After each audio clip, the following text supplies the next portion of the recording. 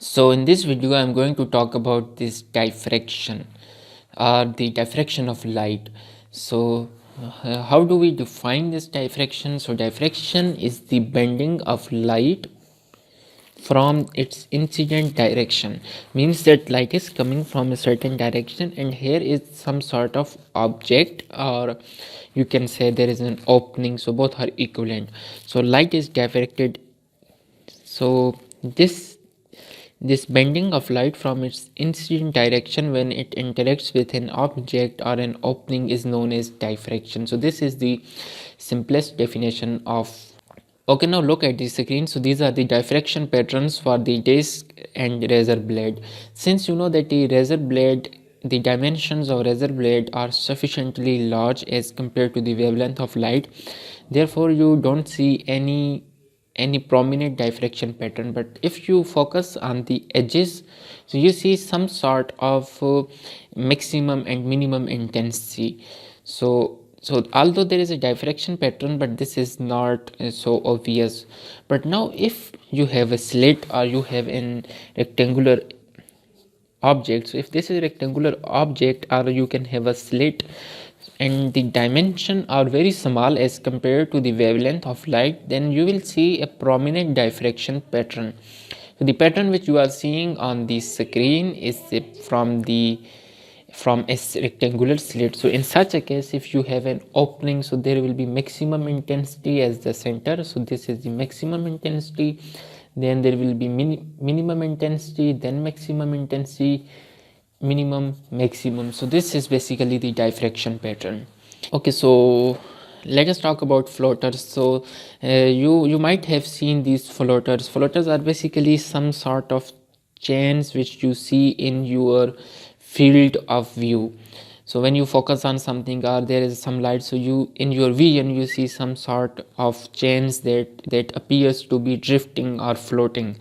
So the floaters are caused by diffraction from blood cells in the fluid of eyeball. Since the eyeball, which is basically acts as a lens, so these floaters are basically the diffraction patterns from blood cell in the fluid of eyeball. So let's say this is an object you are viewing and light is coming here. So here is your eyeball and there is a retina. So there are red blood cell or other tiny tissues. So diffractions happen and on the retina you see this diffraction pattern. So this is most important point here. The diffraction is prominent, so you will see a prominent diffraction pattern if size is small, and this size should be of the order of wavelength of light.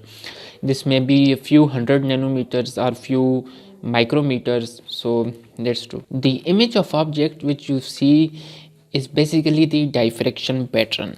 For example, if you have a book, something like this, and you shine a light, let's say you have a torch, so on the wall you see a shadow. So this shadow is usually of the rectangular shape. If this is rectangular, so this should be rectangular, and you don't see any kind of diffraction pattern because the dimensions are very large. So but this is a diffraction pattern, and this diffraction pattern is the geometrical shadow or geometrical image. Okay, next we are talking about this Fraunhofer diffraction and Fresnel diffraction. So this is basically a typical diagram. So here we have a source of light. For example, you can say this is a star from which light is coming, and of course it is coming in all directions. And then there is a aperture or an opening. Here I have shown this by a rectangular opening, but you can take a circular aperture like a lens. So light falls here, so it is blocked. So only this slit acts as a source of light, and now light is diffracted in all directions. So on the screen you will see a pattern. For example, if your screen is eye, or you have a detector that is plotting the intensity, so you will see maximum intensity, then minimum intensity, then maximum intensity. So look here, this is source, this is our object or aperture at which the light is interacting, and this is our screen. So if this object slit and screen separation, if this separation S and O is small, then diffraction is less. So diffraction pattern reduces to the geometrical shadow. So if this separation is small, then the diffraction pattern reduces to the geometrical shadow or geometrical image of the object. But if the source is very far from this object or slit, and slits are very apart from the screen, so in that case the light which is originating from source, when it comes at this point, are basically the parallel rays or parallel waves, because it is coming far away. So when all this, we said this separation should be small and this distance is very large, so it is like this. So this distance is large and this is small, so all the rays which are coming here, so they are nearly parallel to each other. And similarly the rays that are originating from this slits, when they reach at this screen, so they are parallel to each other.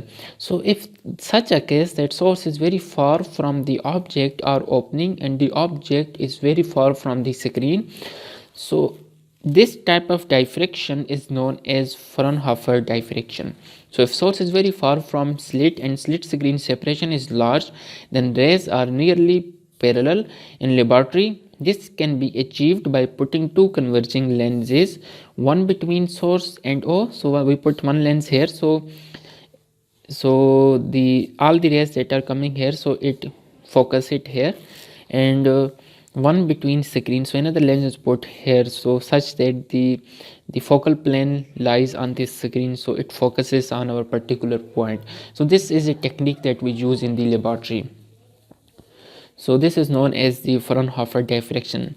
And the next is this Fresnel diffraction.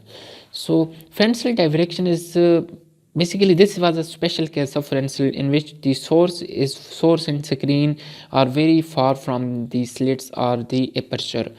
But in Fresnel diffraction, source can be at any distance, screen can be any direct. For example, in case of your eye, so your eyeball acts as an aperture or as a lens, and then you have a retina, so there is a very small distance, therefore you don't see this diffraction pattern.